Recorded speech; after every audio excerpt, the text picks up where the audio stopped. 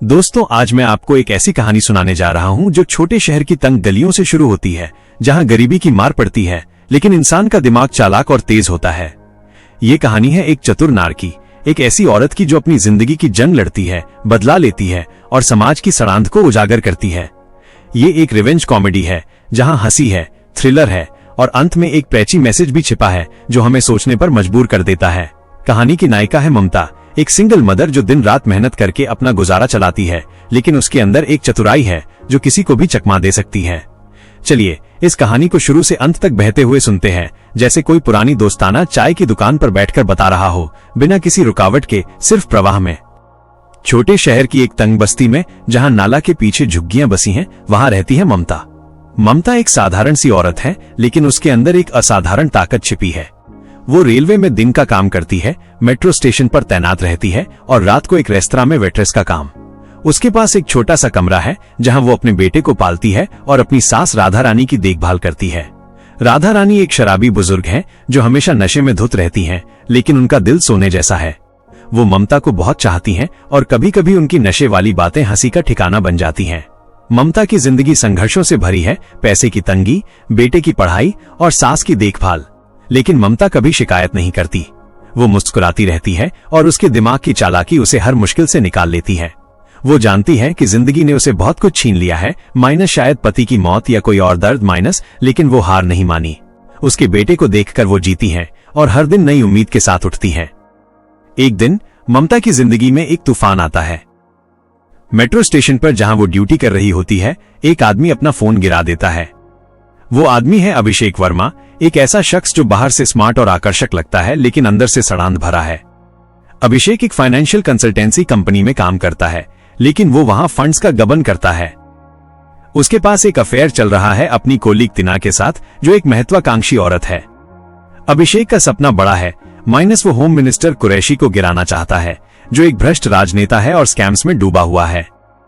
अभिषेक का फोन उसके लिए जिंदगी मौत का सवाल है, क्योंकि उसमें उसके सारे राज छिपे हैं, माइनस गलत कामों के सबूत, कॉल रिकॉर्डिंग्स और वो सारी चीजें जो उसकी डबल लाइफ को बेनकाब कर सकती हैं। ममता स्टेशन पर खड़ी होकर देखती है कि कोई आदमी फोन उठाकर भागता है।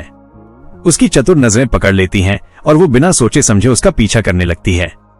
ये पीछा एक चेज बन जाता है, जहां ममता की सादगी और चालाकी अभिषेक की चालबाजी से टकराती है। अभिषेक को जब पता चलता है कि उसका फोन गायब है तो वो घबरा जाता है। वो मेट्रो स्टेशन पर लौटता है, पूछताछ करता है और ममता से टकराता है। ममता को शक होता है कि अभिषेक ही वो शख्स है जिसका फोन चोरी हुआ, लेकिन ममता का पीछा करने वाला इरादा कुछ और है, माइनस वो फोन को वापस करने की कोशिश करती है, लेकिन रास्ते में वो अभिषेक के राज खोलने लगती है।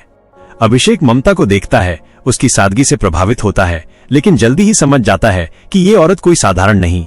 दोनों के बीच एक कैट एंड माउस गेम शुरू हो जाता है। अभिषेक ममता को धमकाता है, रिश्वत देने की कोशिश करता है, लेकिन ममता डरती नहीं। वो अपने बेटे और सास के लिए लड़ती है और धीरे धीरे अभिषेक के अंधेरे राजों को उजागर करती जाती है। तिना, अभिषेक की गर्लफ्रेंड, इस कहानी में एक ट्विस्ट लाती है। वो महत्वाकांक्षी है और अभिषेक के साथ मिलकर उसके प्लान्स में शामिल है, लेकिन जब राज खुलते हैं तो वो भी फंस जाती है। कहानी में और किरदार आते हैं जो इसे रंगीन बनाते हैं। इंस्पेक्टर त्रिलोकी एक सूखे अंदाज वाले पुलिस वाले जो सुशांत सिंह ने निभाया है, कहानी में हास्य और सस्पेंस जोड़ते हैं। वो अभिषेक के केस में जांच करता है और ममता से मिलकर उसके राज समझता है। फिर है ठाकुर, एक स्थानीय बाहुबली टाइप का आदमी जो डरावना लगता है लेकिन अंदर से सहानुभूतिपूर्ण है। वो छोटे शहर की राजनीति और भ्रष्टाचार का प्रतीक है। होम मिनिस्टर कुरैशी एक चालाक राजनेता जो स्कैम्स में लिप्त है, अभिषेक का टारगेट है। ममता इन सब के बीच फंस जाती है, लेकिन उसकी चतुराई उसे बचाती है। वो राधा रानी की मदद लेती है, जो नशे में होने पर भी कभी कभी सही सलाह दे देती है। राधा रानी की कॉमिक टाइमिंग कहानी को हल्का रखती है, जैसे जब वो शराब पीकर अभिषेक को डांटती है या ममता को हिम्मत देती है। जैसे जैसे कहानी आगे बढ़ती है, ममता को पता चलता है कि अभिषेक का फोन सिर्फ एक फोन नहीं, बल्कि एक हथियार है जो बड़े बड़े स्कैम्स को उजागर कर सकता है। अभिषेक बैंकिंग फ्रॉड्स में शामिल है, जहां किसानों को लूटा जाता है और उनके सुसाइड्स की वजह बनता है। ममता, जो खुद गरीबी की शिकार है, इन किसानों से जुड़ाव महसूस करती है।